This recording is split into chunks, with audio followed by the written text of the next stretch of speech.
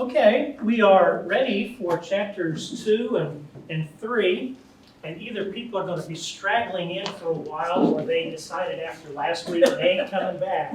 I don't know which it is, but we're glad that you are here. It gives me something to be able to talk about for a full hour. If this is your first time here, be sure to be here by 9:15 because I'm going to fill up the full hour. So be here a couple minutes early and we'll be able to get right on it. Let's start with a review from last week for those of you who weren't here, as well as for those of you who were here. There were a lot of things I said last week, but I have condensed them to just 6 or 7. Here's the first one. This isn't going to be your typical Book of Revelation study that we're working through. There are a lot of studies of the Book of Revelation that, if you will, sort of import all kinds of things into the text, like raptures, for instance. I talked last week about how that stuff's not in the book, and I'm going to do the best I can not to import anything into the text. I'm going to try to deal with the text just like it is. Now, there may be some times, and I get it, there may be very well some times when you're going, yeah, I don't see that in the text. But I'm going to do my best to be able to help you be able to see it in the text. And if you think that I am importing something that's not there, then by all means, jump my case and let me know, and we'll get to the bottom of it. I'm going to deal with what the text says and hopefully nothing more. Second is that the book of Revelation fits into a particular literary genre. And I talked last week at some length that the particular literary genre was Jewish, and it survived really for, almost 300 years, from about 150 BC to about 135 AD. Christian church, being Jewish in its origins, takes over apocalyptic. The book of Revelation is the premier Christian version of apocalyptic. I talked about some of the things that apocalyptic is like last week. You weren't here, you need to talk to somebody or talk to me afterwards, and I'll share some of the details of that literary genre. The most important, though, as we get into the text this week, is that you see the end of this second line. Apocalyptic deals with present events, it deals with past events, but it talks about them as if they are future events. At this point in the study, you're just going to have to accept that I'm right about that, even if you don't want to. By the time we get to the end of the text, I'd like to believe that you're going to say, yeah, I think he was right about that. Third, the book of Revelation is not about the end times, if that means the second coming of Christ, that event which occurs just prior to the great white throne judgment. Rather, this book of Revelation is, from start to finish, all about Jesus. Period. Now, it's about us insofar as we relate to Jesus. But the book is about Jesus, and if you remember, and even if you don't remember, go back and look at chapter 1, verses 13 through 18, and you will see this lengthy description of Jesus. The very first words, chapter 1, verse 1, say the revelation of Jesus Christ. It doesn't say the revelation of the end of all civilization, the end of all time. It's the revelation of Jesus. Fourth, insofar as it is about Jesus, then it is also about God's salvation.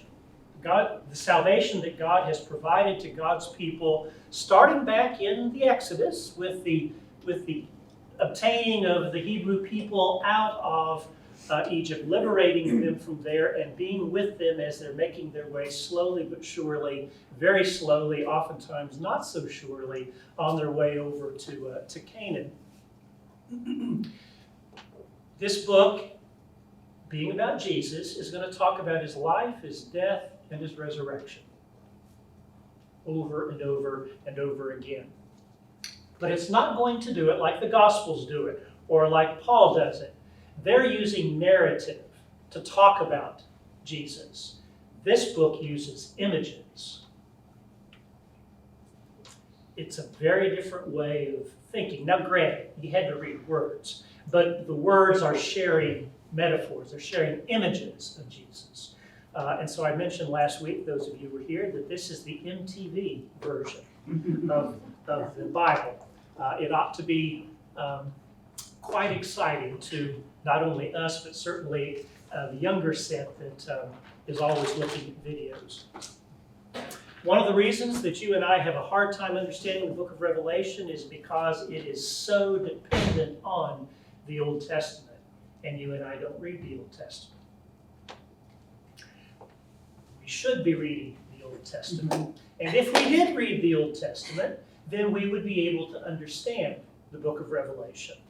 Because there are more than 500 either direct quotations of or allusions to the Old Testament in the 404 verses that make up the book of Revelation. Well, if you're not reading the Old Testament, that's more than 500 things in this book that you're just going to go, what the heck? But read the Old Testament, it'll begin to make sense. And finally, I will contend on the front end, and I hope by the end of this class you will say, yeah, that's exactly right. Any interpretation of the book of Revelation that leaves you being fearful, frightened, upset, discouraged, wondering if there's anything to be hopeful about, is a poor, indeed I would say wrong understanding of the book of Revelation. The book of Revelation is all about hope and life and joy and comfort. So any interpretation that does not accomplish that in you regarding this book is going to be wrong. Now that doesn't mean that there are some concerning features in the book. We all are at various levels still sinful, still trying to be disentangled from our sin. Insofar as that sin is still a part of us, there are issues of concern.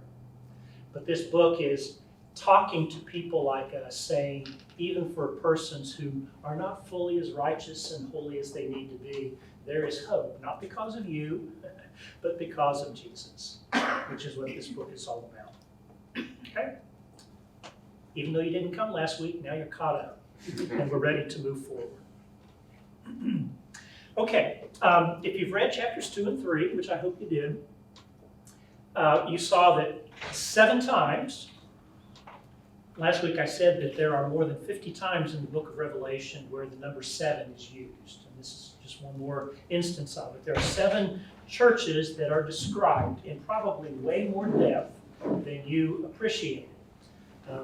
Which means that I have the onus this day of making history lessons about churches that have been long gone interesting to you. But I hope I'm able to accomplish that at least a little bit. When we read today, for the most part, we think that it is,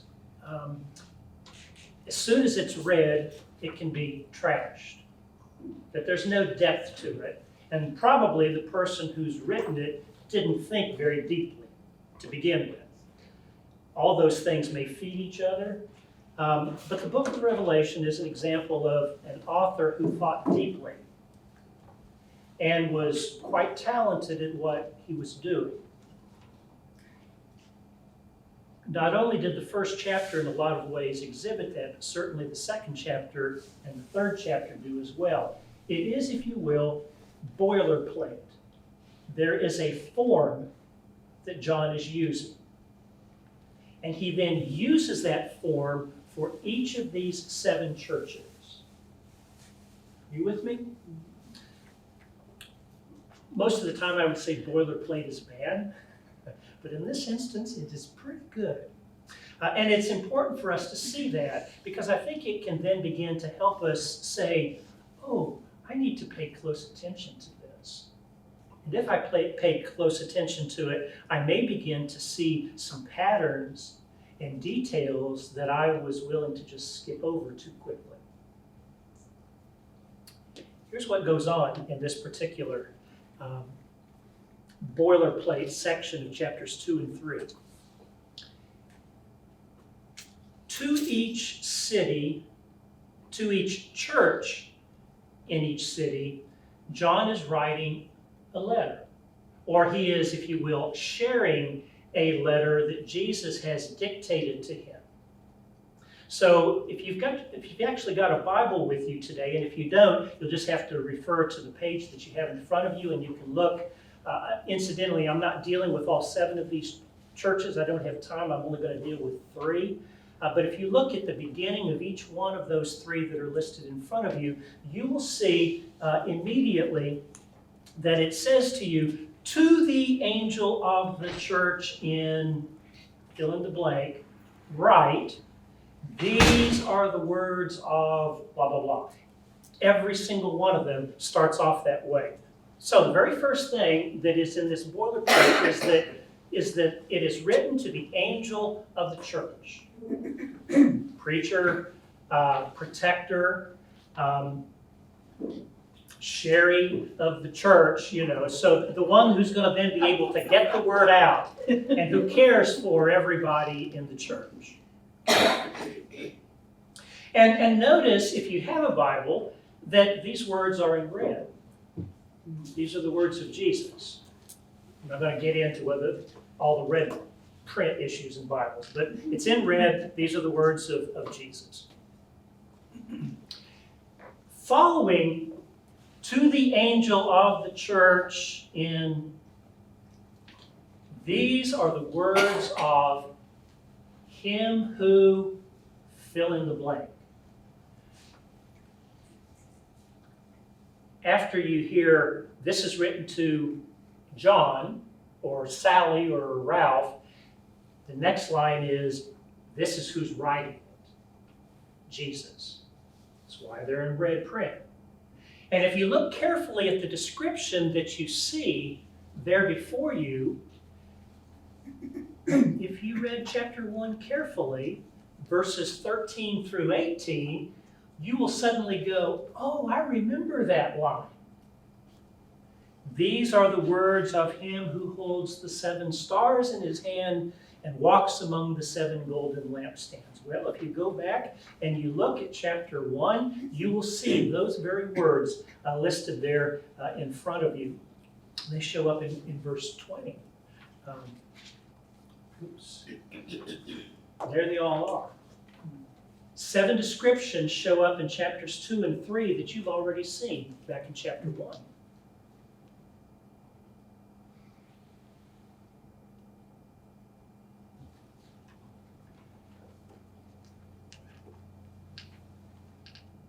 Every single one of us sees and thinks about Jesus a little differently.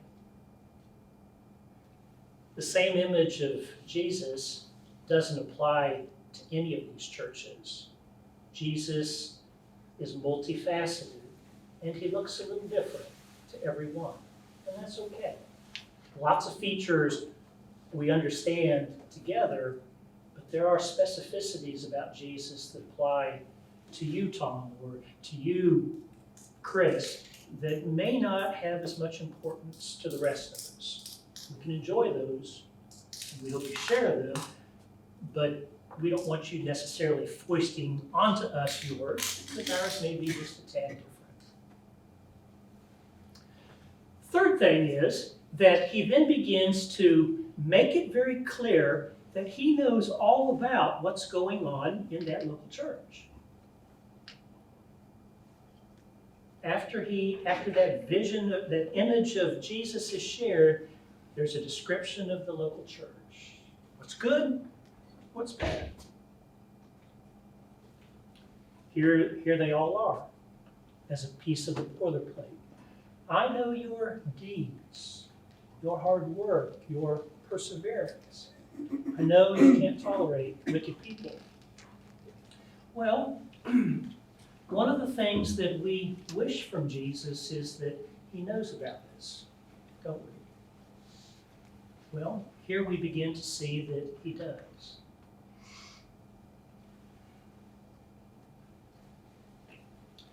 And intriguingly, the things that he knows about us in the church are very often things that are going on in the culture around us. Because often the church ends up being a reflection of the culture. Not yet fully made righteous, looking a lot like Springdale or Arkansas or America, depending upon how close or far out we want to define that. And Jesus knows us, and he knows how we are in light of where we are.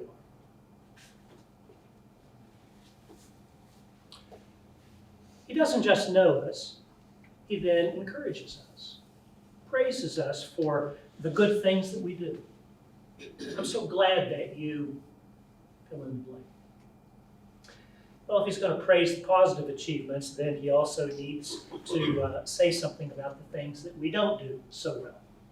So in addition to the praise, there is also some censure of the things that we are not doing so well. Because how are we to grow unless somebody points out that to us, the things where we're still faltering? And then finally, after said it's me, Jesus, talking to you, I know you, I know what you're facing, I know what's going well, I know what's not going not so well. Then Jesus says, here, I'm going to be with you and we're going to get through this. And here's what you can do along with me as we get through this together. That pattern shows up in every single one of these churches, with a couple minor or major exceptions depending upon how you want to look at it. The sixth church, Jesus says nothing at all bad to that church. He has nothing but praise for the church in Philadelphia. Would that we could be Philadelphia.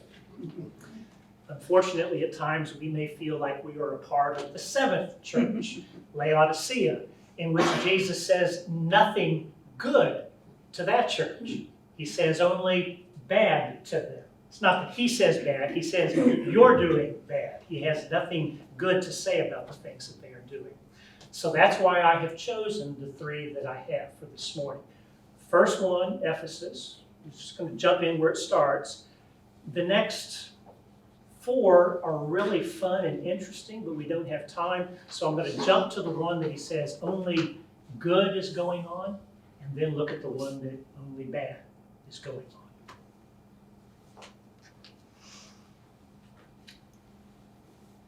Okay, some people, if they teach the book of Revelation, will say that that chapters 2 and 3 exist so that you can begin to understand that the church has gone through ages.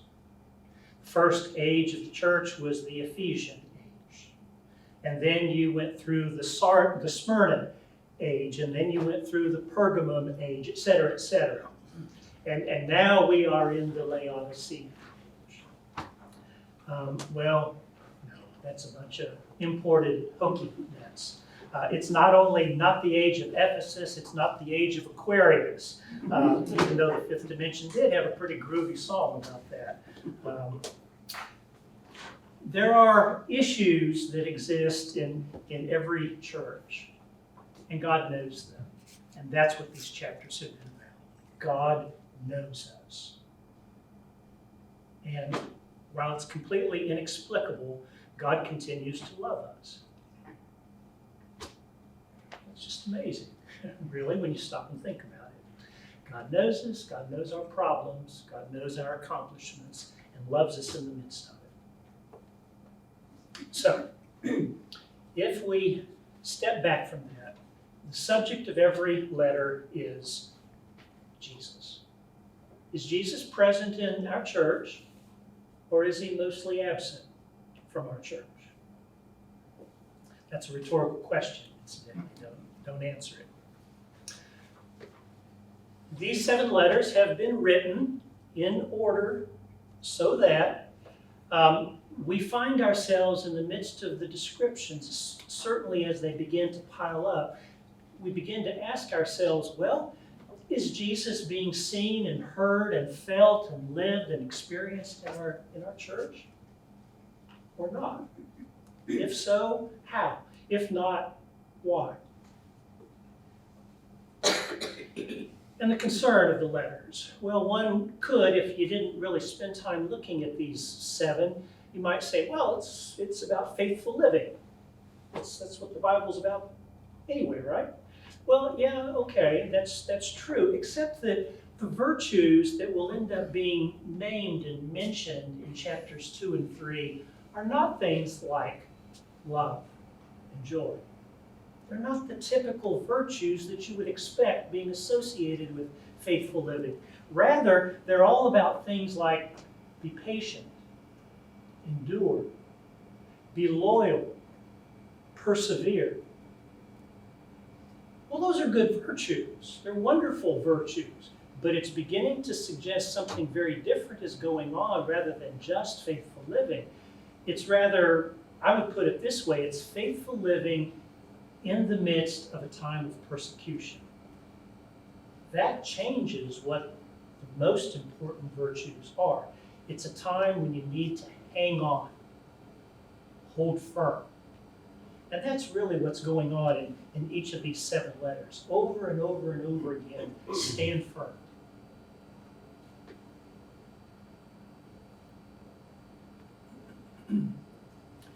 Well, all right.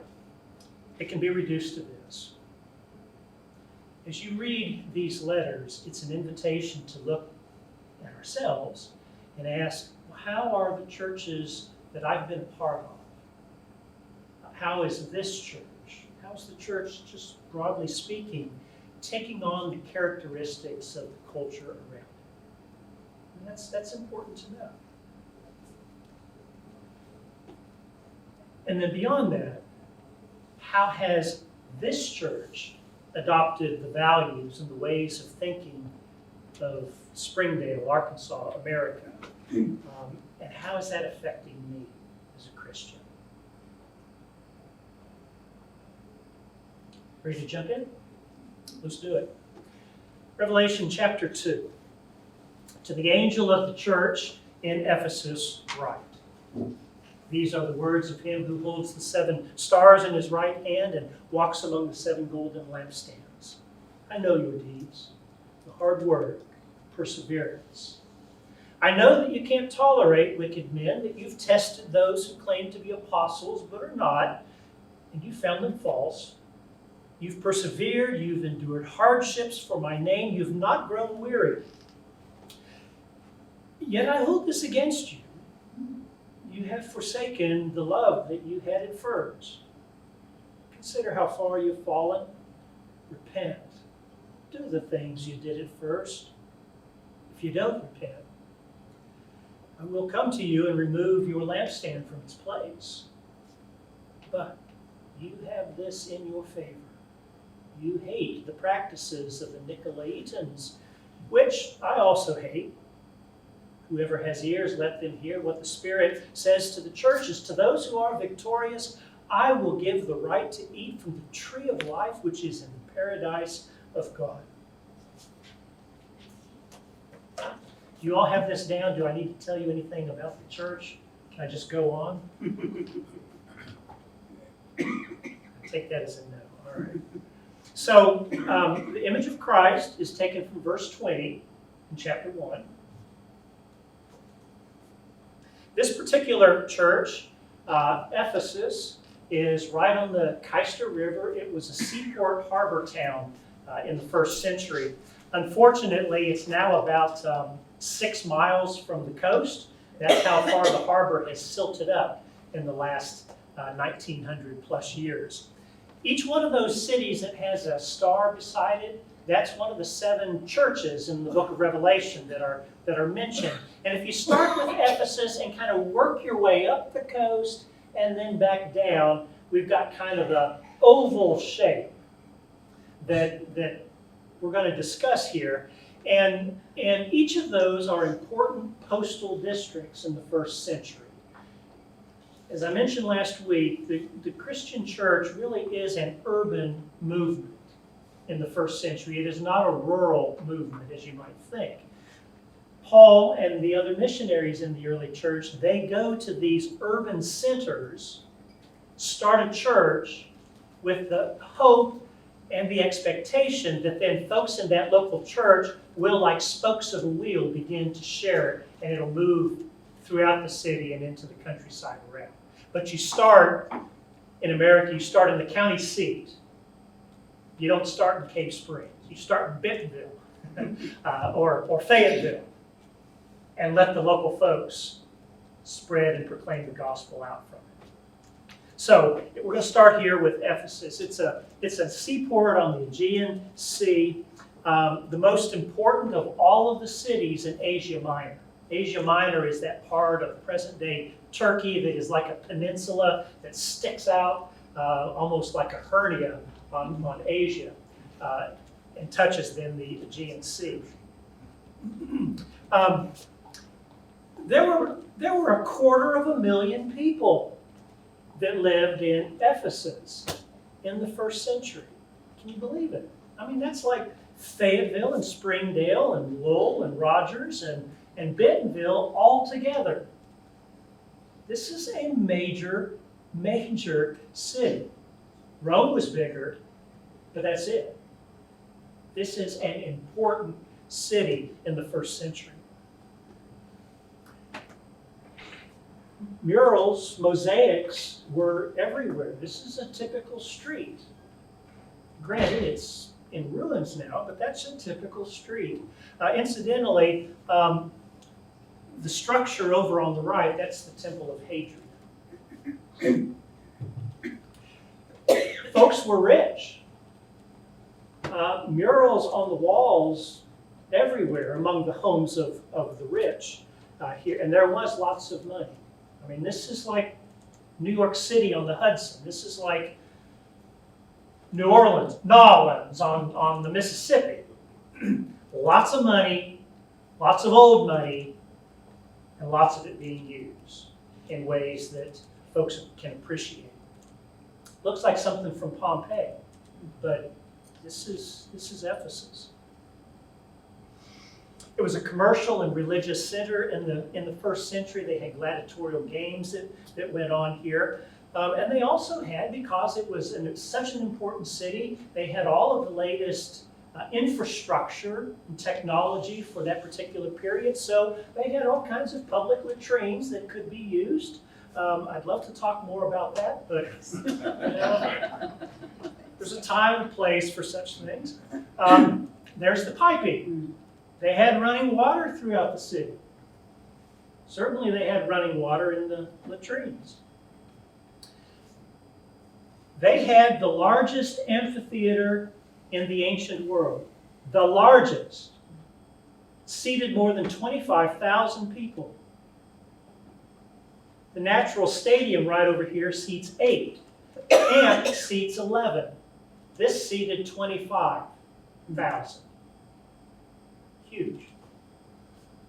Memorial games were fought here a little bit later, not so much in the first century, but into the second.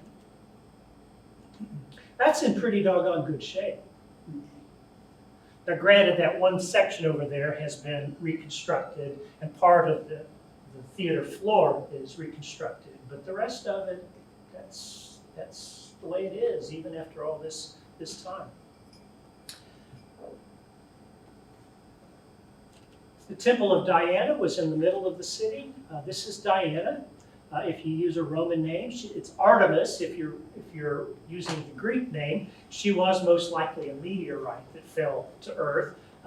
But you know, this kind of a figurine is much better than a meteorite. So this is the way that she was then designed throughout the ancient world. She's a fertility goddess. There she is in her temple on one of the coins. And there's her temple. This thing took 120 years to build. It was destroyed more than 3 centuries, almost 4 centuries, before the book of Revelation was written. So it was long gone. John and anybody else that lived in the first century would not have seen this, but this was huge. More than 4 times larger than, what's that one in Athens called? It's 4 times larger than that one over there. That was just a little shanty kind of temple. It was 500 feet long. It was 230 feet wide. It was 60 feet tall. If you need some perspective, that's bigger than a football field. And you can add on half again as much on every side. This was big, and it was hers. And by the 1st century, it was gone, as it still is. There is one column of it left today, and it has been reconstructed so that you can see it. And they had a library. I would have enjoyed this place. The Library of Celsus. This too has been reconstructed, incidentally. 3rd largest library in the ancient world, large enough to have more than 12,000 scrolls in it. It wasn't built until about 20 years after the book of Revelation was written, but it was used, in continuous use, up to the 260s when it was first kind of beat up a bit, but still was used all the way up almost to the year 1000 or so. It was reconstructed in the 1970s.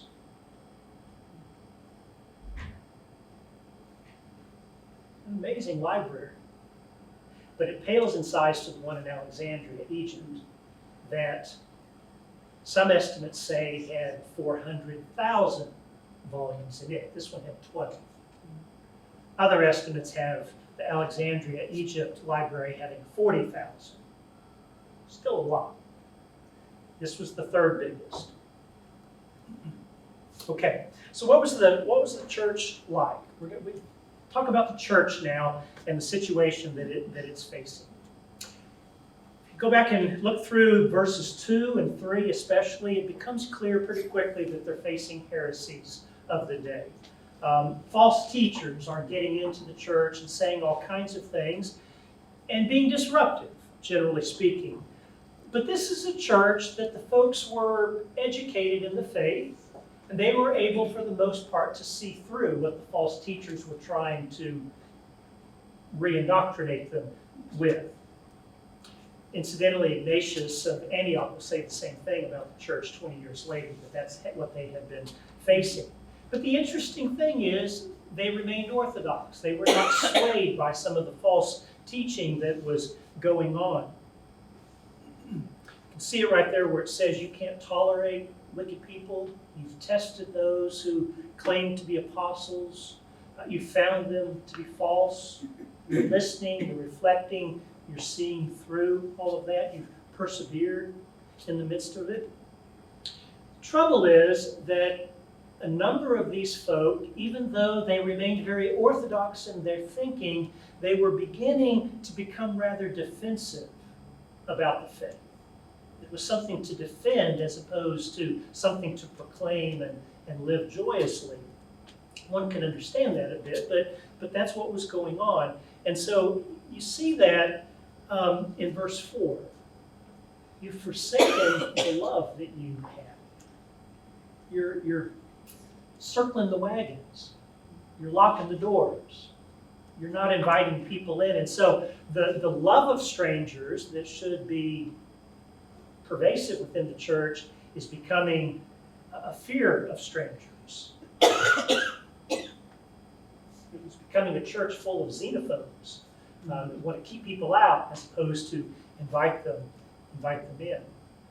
Or another way to say that is that the zeal for Christian truth can actually begin to destroy the one truth that really matters, which is that God is love. You've got to hold on to that. So what does he say to the church? Well, that the Christ who conquers evil by love isn't interested in being represented by people who hate. That's a pretty basic thing, but it's something we need to constantly be reminded of. Because it doesn't matter if we're on the right or the left or somewhere in the middle, that's an issue for us. We can forget our first love and think that somehow or another we have to be the one who keeps things firm, and that's not our job. That's God's job through the Holy Spirit. So given a choice between having all kinds of Orthodox hating versus less than Orthodox loving, God's going to end up siding on the side of less Orthodox loving, which doesn't mean that it's okay to have lax theology, but it is to say that if you're going to have a problem, you better have a problem with your theology rather than the way that you act. It's such an issue. It's such an issue that Jesus tells them straight out, you need to repent. Verse 5, and if you don't, I'm going to come and remove your lampstand. At the end of chapter 1, we were told that the lampstand is an image for church. That's how important and critical loving versus hating is. If you're a church full of haters, I'm going to come and remove your church. I'm not interested in that, says Jesus. Okay. Verse 6, you see that reference to the Nicolaitans? We don't have a clue who they are. No idea. However, two churches on from this, they will talk about the Balaamites. That's Hebrew. This is Nicolaitans is Greek. If you just put it down to the etymology, Nike is the Greek word for victory or conquering or even consuming. Laos is the laity, people. So etymologically, this word means something like people conquerors or people eaters, which may bring to your mind Sheb Woolley's purple people eaters. But that's not what's going on here. It's not cannibals that are in the church. It's something else that chews people up and spits them out. Like gossip. It's one of the surest ways. Or just denigrating other people. One of the surest ways to chew people up and spit them out.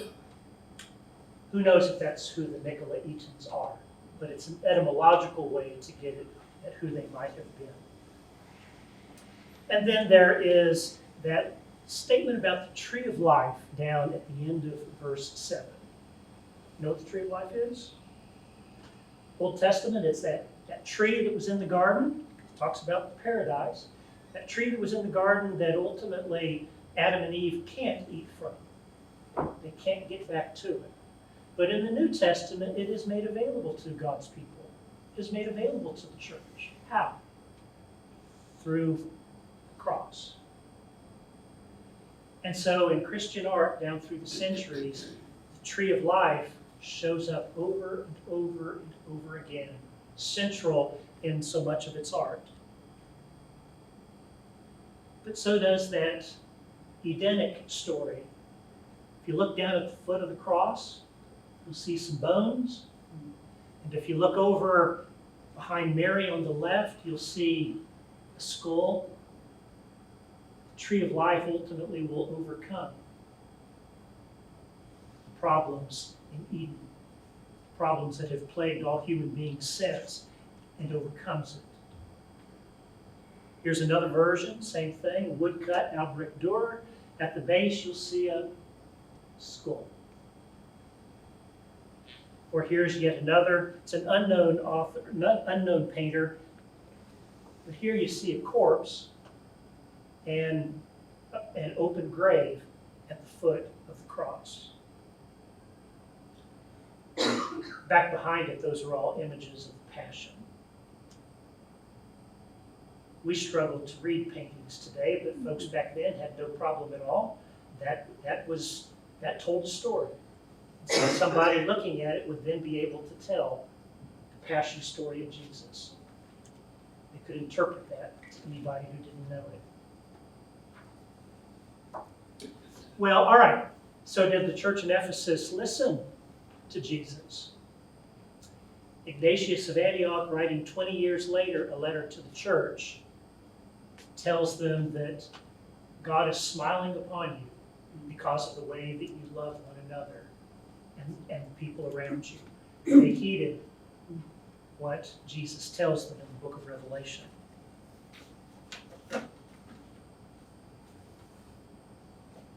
Which brings us to leaping far ahead to the church in Philadelphia. To the angel of the church in Philadelphia write, "These are the words of him who is holy and true, who holds the keys of David. What he opens no one can shut, and what he shuts no one can open. I know your deeds. See, I have placed before you an open door that no one can shut. I know you have little strength, yet you have kept my word, and you have not denied my name. I will make those who are of the synagogue of Satan, who claim to be Jews, though they're not, they're liars. I will make them come and fall down at your feet and acknowledge that I have loved you. Since you have kept my command to endure patiently, I will also keep you from the hour of trial that is going to come on the whole world to test those who live on the earth." Incidentally, are you seeing the persecution stuff in the midst of these letters? I'm coming soon. Hold on to what you have so that no one take your crown. Those who are victorious, I will make pillars in the temple of my God. Never again will they leave it. I'll write on them the name of my God and the name of the city of my God, the New Jerusalem, which is coming down out of heaven from my God. And I will also write on them my new name. Whoever has ears, let them hear what the Spirit says to the churches.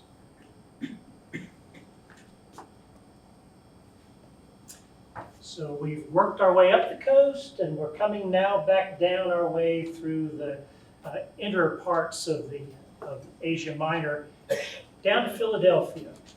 It's about 35 miles southeast or so of the town up above it, Sardis. This is another prosperous city. It has agriculture, it has industry, it has commerce. In its day, it was known as the gateway to the east, similar to our gateway to the west in St. Louis. There were a lot of earthquakes that hit in this portion of present-day Turkey. Still are earthquakes there a lot. This city was destroyed 75 years before John is writing to them, but it has been rebuilt in the intervening time period. It is a city that is also filled with temples to other gods. This is a temple to Heracles. Probably you know who that is by his other name, Hercules, son of Zeus. Lots of these temples all throughout ancient Philadelphia. In fact, it was known as Little Athens because of all of the temples and the religious festivals that folks like to participate in. It was also wine country. That's not, is it Napa Valley? That's not Napa Valley, neither is it Taneytown. It's Philadelphia over in Asia Minor. But because of all the vintage works going on there, one of the gods that they loved to worship was Dionysus. And they engaged in all kinds of bacchanalian feats, and Animal House would have been their favorite movie in this particular city. You saw the stuff about the names. All right, my name, or the name of my God, the name of the New Jerusalem, my new name. This is a city that had multiple names. Every time it got destroyed, it got rebuilt and got a new name. So it was called Philadelphia, then it was called Neo-Caesarea after it was rebuilt in 17, and then when Vespasian, who was Domitian's father, remember, when he came to power, he named it after his wife, Flavia. But then after she's dead and he's gone, then it reverted back to its original name, Philadelphia. Kind of like Byzantium, Constantinople, Istanbul, or Petrograd, Leningrad, St. Petersburg, same idea. This is the church for which there is no criticism, only praise. of this particular church. It hasn't succumbed to any pressures in the environment around it. It's holding firm. It's struggling, but it's holding firm. It's a small but faithful, if you will, missionary church. I know you have little strength, yet you have kept my word. One of the things that impresses me often about Amish churches, and to a lesser degree, but still to some degree, Mennonite churches, is that they aren't a part of any dominant culture around them. They really don't care if they're in America or Canada or Germany. They are the church. And they're going to be the church. They are, if you will, kind of an outpost, a colony, a beachhead of Christians. Unlike some state-sponsored churches or churches that have kind of sold out to the culture around them. This church and this area will remain pretty much a Christian stronghold all the way up until the Ottoman Empire finally begins to make its way into that western part of Turkey just before the year 1400. That's a long time to have a major presence. So what's the message to the church? Well, here you see that thing about keeping up the strength. Maintain your allegiance. You don't have a lot of strength, but what you do have is me, and I will be with you and help you to accomplish all of these things. I want to get on to the next church, so I'm zipping through this one kind of fast. The three names. Notice all these things that are written. Jesus says that he's going to write these things on them. It's almost as if he is tattooing something. You know, there's lots of tattoos that are writing on people today. Every single one of us who is a Christian has been tattooed by God. It takes the form of a cross right here that is applied to us in baptism.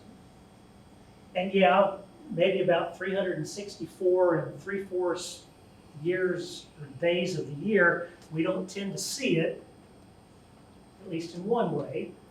But on that last little bit, it gets reimposed and the ashes show that it's there, right? And the rest of us on those other 364 3/4 days, if we look close at persons who have that tattoo on their foreheads, we can see that they do. We don't see the tattoo, but we see the fruits of their labor. And it's clear whose God is theirs. We can see who your God is.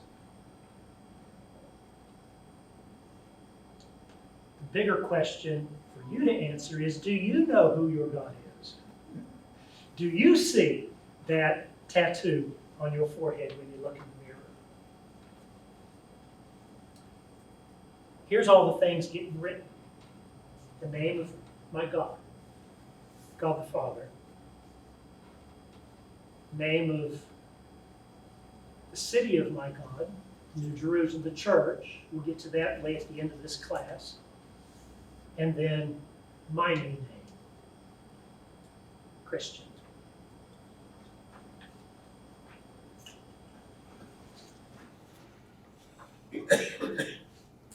I'd like to say I saved the best for last, but John used this one last, so I don't get any credit for this.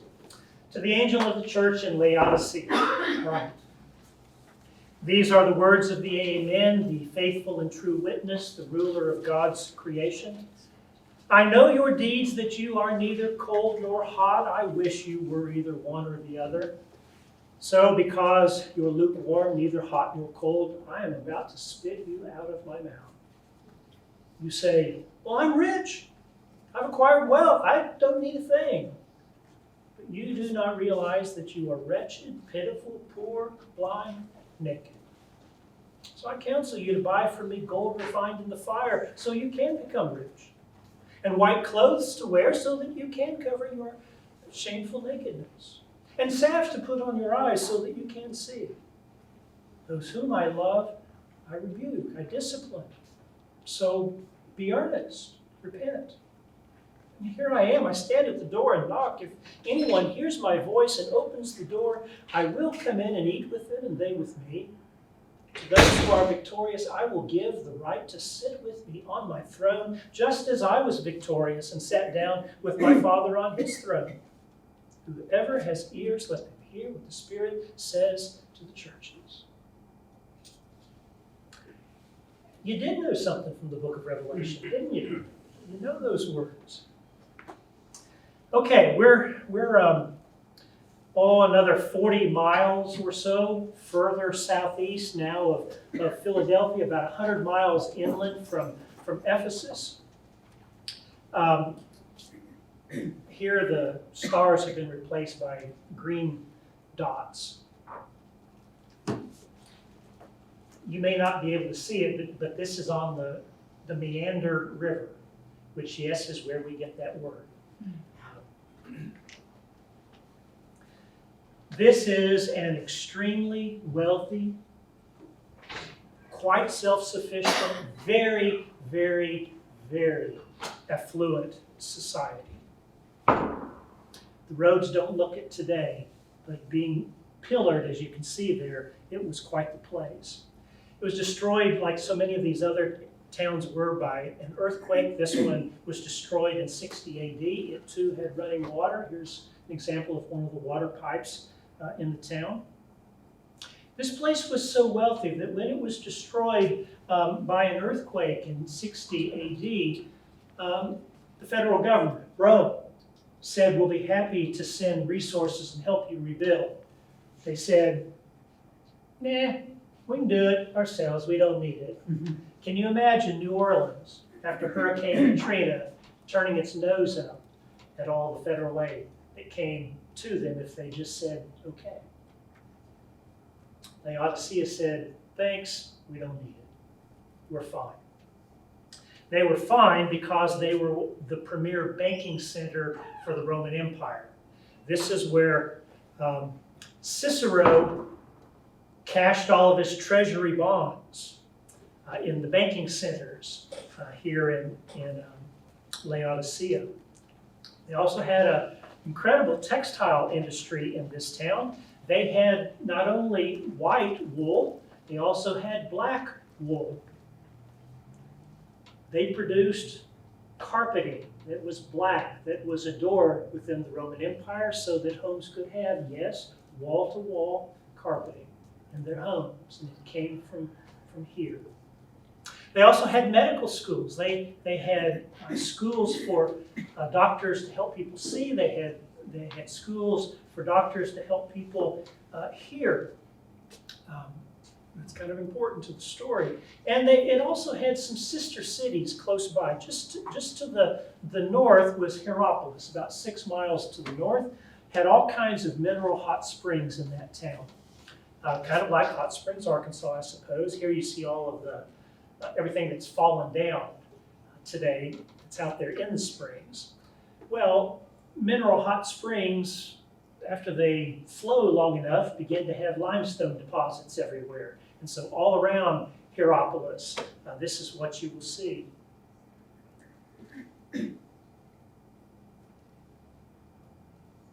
We have some of these in America too. Anybody been out to where they are? I know you have. Yellowstone, yeah. There's Yellowstone's limestone deposits. The Apostle Philip, this is where he supposedly died.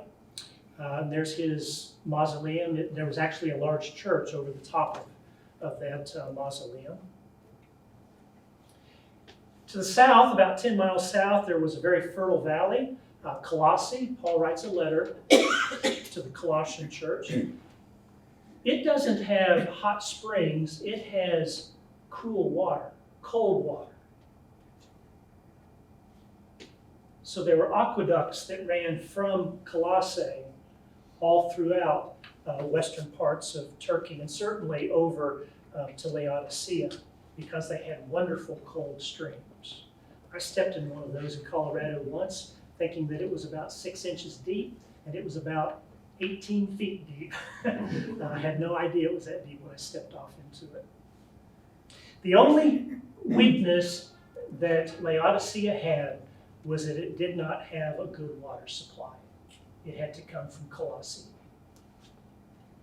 Well, I said that this church had nothing but criticism sent its direction, no praise whatsoever. There was no nucleus of vital Christianity left in this church. It was a church of rich, self-satisfied folks that didn't care about much of anything. So it was a display church, prosperous and needed nothing, just like the town around them. I always wondered what these words meant until I learned about those two sister cities. You're neither hot, like the hot springs, nor you're not cold, like that wonderful water supply down south. By the time either one of those gets to you, you're just like those waters. You're just lukewarm. Bleh. Not worth anything. I just want to spit you out of my mouth. So the message to this church is repent. Come back to Christ, who comes to you constantly in word and sacrament. You say you're rich, that you don't need a thing, but you are poor. You talk about all of the clothing and textiles that you have, yet you're naked. You talk about all of the ability that you have to heal, but you're blind. And this is a church that had some major problems that it was struggling with. If you pay attention, though, there is still hope. No matter how far down you've gone, there is still hope. And that brings us to this line in verse 20. Behold, I stand at the door and knock. If anyone hears my voice and opens the door, I will come in and eat with them and they with me.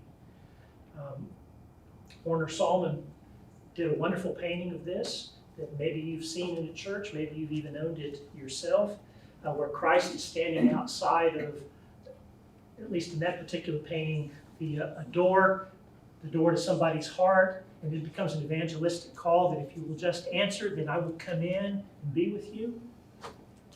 This isn't written to an individual. This is written to the church.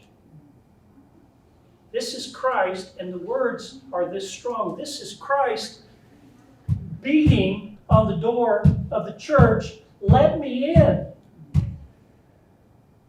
And the church is busy with itself and doesn't give a flip. Let me in. If you will, I will come in and eat with you. Well, that's what we want Jesus to do every week, is eat with us.